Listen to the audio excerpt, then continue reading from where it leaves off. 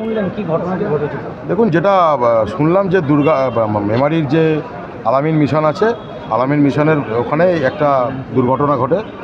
সেখানে একটা লরির সাথে একটা বাসের অ্যাক্সিডেন্ট হয়। লরিটা প্রচণ্ড গতিতে আসছিল এবং এসে বাসটাকে প্রচণ্ডভাবে একদিকে চেপে দেওয়ার পরে বাসটা নিয়ন্ত্রণ হারিয়ে আপনার হচ্ছে গিয়ে সাইডে যায়, আর লরিটা গিয়ে ইলেকট্রিক পোলে ধাক্কা মারে, যার ফলে একটা চূড়ান্ত অ্যাক্সিডেন্ট হয়।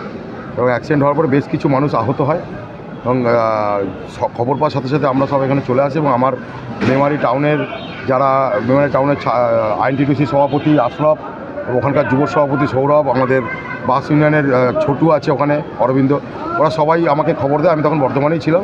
আমরা সঙ্গে সঙ্গে আমি বলি যে তাড়াতাড়ি পেশেন্টগুলোকে বর্ধমান মেডিকেল কলেজে ট্রান্সফার করার জন্য। ওরা ট্রান্সফার করে নিয়ে আসে এবং আসার পরে যা দেখতে পারি, খুব প্যাথেটিক দৃশ্য। একটি বাচ্চা, তার একদম পুরো ঘিলু বেরিয়ে গেছে, কোনো রকমে ফার্স্ট এড করে ওখান থেকে পাঠানো হয়েছে। আমি জানি না কী হবে, ঈশ্বরের কাছে প্রার্থনা করছি যেন তাড়াতাড়ি সুস্থ হয়। এবং একটি খুব অল্প বয়সের মেয়ে, সম্ভবত 24-25 বছর বয়স হবে, তার একটি হাত, ডান হাতটা তার কাটা পড়ে গেছে অলরেডি। তাকে কলকাতা ট্রান্সফার করা হচ্ছে, সে যদি চেষ্টা করা হচ্ছে যে যাতে কোনো রকমভাবে সেটা যদি রিকভারি হয়। এবং আরও বেশ কিছু পেশেন্ট যারা বাসে ছিলেন যাত্রী, তারা প্রচণ্ড পরিমাণে গুরুতর আহত হয়েছেন এবং আমরা চেষ্টা করছি এবং হসপিটাল কর্তৃপক্ষ প্রচণ্ড তৎপর। সকল নার্স এবং ডাক্তাররা একসাথে নেমে পড়েছে। তারা ইতিমধ্যে সেই পেশেন্টগুলোকে যাতে করে দ্রুত তাদের চিকিৎসা সম্পন্ন করে, তারা সেই চেষ্টা করছে। আমরাও রয়েছি, আমরাও দেখভাল করছি যাতে করে তাদের। মোটামুটি কতজন প্রায় আহত হয়েছে? এখন আমি এখানে দাঁড়িয়ে আছি, এখনও পর্যন্ত 23 জন মতো মোটামুটি আহত হয়েছে আমার কাছে যা খবর। এখন সেটা কতটা বাড়বে তার কোনো জানি না, আদৌ বেড়েছে কিনা, কারণ সব আসছে পেশেন্ট, সব দেখছি। বর্ধমান হাসপাতালে আনা হয়েছে? ওখানে কিছু অনামায়িত কিছু অ্যাডমিট করা হয়েছে, আবার যেগুলো খুব সিরিয়াস অবস্থা সেগুলোকে বর্ধমান মেডিকেল কলেজে আনা হয়েছে এবং এখান থেকেও কিছু পেশেন্ট কলকাতা ট্রান্সফার করার ব্যবস্থা করা হয়েছে। আপনাকে প্রথম থেকেই দেখছি, আপনি কি শেষ পর্যন্ত থাকবেন? অবশ্যই থাকবো, কেন থাকবো না। মানুষের পাশে বা এইরকম একটা ঘটনা ঘটেছে, এখানে তো থাকতে হবেই, এ তো আলাদা করে কোনো বিষয় নয়। এবার কী বলুন, আমার মুখ দিয়ে কথা বেরোচ্ছে না, আমি বাকরুদ্ধ টাইপের হয়ে যাচ্ছি। এরকম ঘটনা দেখে সত্যি ভালো লাগছে না। এত বড় একটা দুর্ঘটনা, এত প্যাথেটিক ঘটনা ঘটে গেছে।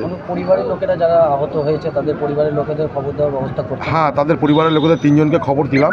তারা যারা আহত হয়েছে তারা তো কথা বলার মতো অবস্থায় নেই, তবু যতটুকু পারা যাচ্ছে তাদের কাছ থেকে যোগাযোগ নিয়ে তাদেরকে খবর দেওয়া হচ্ছে। এবং আমি ইতিমধ্যে 3 জনকে খবর দিয়েছি, তার মধ্যে 2 জন তো ইতিমধ্যে এসে পৌঁছে গেছে। তাদের সঙ্গে কথা হলো, তারা হচ্ছে গিয়ে আরও বাকিদেরকে খবর দেওয়ার চেষ্টা চালানো হচ্ছে। এবং তার মধ্যে কিছু বাড়ির লোক আছে, তারাও তাদের বাড়ির লোক। ড্রাইভার কেমন আছে?